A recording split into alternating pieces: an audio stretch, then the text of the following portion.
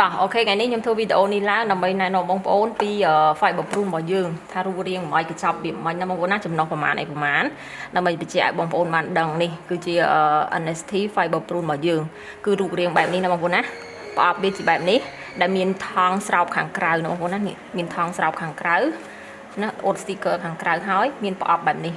ក្នុងមួយប្រអប់របស់យើងនេះមាន10កញ្ចប់បែបនេះណាបងប្អូនណាជាកញ្ចប់បែបនេះនៅខាងក្នុងមាន10កញ្ចប់អញ្ចឹងក្នុងមួយកញ្ចប់នេះក្នុងមួយកញ្ចប់របស់យើងនេះគឺមានចំណុះ12ក្រាមបងប្អូនណា12ក្រាមហើយវាជាផលិតផលរបស់ប្រទេសថៃរោងចក្ររបស់យើងផលិតនៅថៃបងប្អូនណានេះបាត់កូដមានបាត់កូដហើយយើងមានចុះបញ្ជីពីក្រសួងសុខាភិបាលថៃដែលមានលេខអយនេះបងប្អូនណាអាចពិនិត្យមើលបានចារូបរាងវាបែបនេះណាបងប្អូនណានៅសបកខាងក្រៅរបស់វាយើងនឹងមានបញ្ជាក់ថាយើងមានបានចុះរោងចក្ររបស់យើងមានចុះចំណីអាហារពិភពលោកមាន GMP ណាមាន FDA នេះមាន ACCP នេះទៀតបងប្អូនណាមានច្រើនស្ថាប័នមែនតែនដែលបងប្អូនអាចញ៉ាំហើយទុកចិត្តបានណាបងប្អូនណានេះ Made in Thailand យើងចុះបញ្ជីត្រឹមត្រូវណាបងប្អូនណាអានេះជា ingredient របស់វានៅក្នុងហ្នឹងអញ្ចឹងបងប្អូនអាចមើលបានថាវាផ្សំឡើងពីធម្មជាតិ 100% នៅក្នុងហ្នឹងណាផ្សំឡើងតែពីផ្លែឈើស្រស់អូខេឥឡូវខ្ញុំនឹងឲ្យបងប្អូនមើលថាម្សៅ fiber របស់យើងនេះវាមានពណ៌វាម៉េចហើយវាមានលក្ខណៈពិសេសមិនខ្លះវាមានកាកសរសៃមិនខ្លះណាបងប្អូនណាតោះឥឡូវខ្ញុំកាត់ឲ្យបងប្អូនមើលថាវាមិនអីមិនចឹងណាបងប្អូនតោះអូខេនេះណាខ្ញុំកាត់ហើយអញ្ចឹងបងប្អូនត្រូវដាក់ទឹកយកទៅឆុងជាមួយនឹងទឹក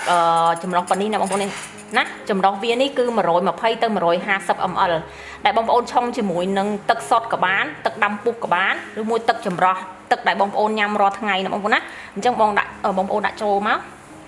ចាក់វាចូលមកជាម្សៅវាងាយរលាយក្នុងទឹកណាបងប្អូនណានេះចាក់វាអស់មកបងប្អូនស្ដារអូខេហើយបងប្អូនកូរទៅណាបែបនេះ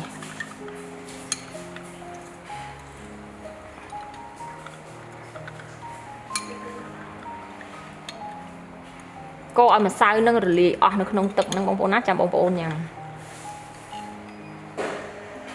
មួយវិញទៀតfiber របស់យើងនេះកាលណាយើងកូរភ្លាមទៅវានឹងរលាយអស់នៅក្នុងទឹកហ្នឹងបើបងប្អូនចូលចិត្តញ៉ាំបែបជារបៀបដូចទឹកផ្លែឈើអញ្ចឹងបងប្អូនអាចកូរឲ្យរលាយអស់ហើយបងប្អូនញ៉ាំតែម្ដងតែអ្វីដែលពិសេសបងប្អូនទុកបន្តិចទៅយើងកូរឲ្យរលាយអស់បងប្អូនទុកបន្តិចទៅវានឹងឡើងកាកសរសៃ fiber ធ្វើឲ្យទឹករបស់យើងហ្នឹងវាឡើងរៀងខាប់ប្រៀបដូចជាចំហួយអញ្ចឹងបងប្អូនចំហួយផ្លែឈើបងប្អូនហើយវាមានពណ៌បែបហ្នឹងណាបងប្អូនណាពណ៌ដូចទំពាំងបាយជូរយើងអាទឹកទំពាំងបាយជូរយើងហ្នឹងពណ៌វាអញ្ចឹងហ្មងនេះវារលាយអស់ហើយបងប្អូនណាអញ្ចឹងយើងទុកពេលវាបន្តិចទៅដើម្បីឲ្យវារលាយណោះវារលាយអស់ហើយទុកពេលវាឡើងចំហួយទៀតខ្ញុំចង់ឲ្យបងប្អូនដឹងឃើញមើលថាវាឡើងចំហួយវាមិនអាកាសរសៃ fiber ហ្នឹងវាឡើងមកមិនខ្លះ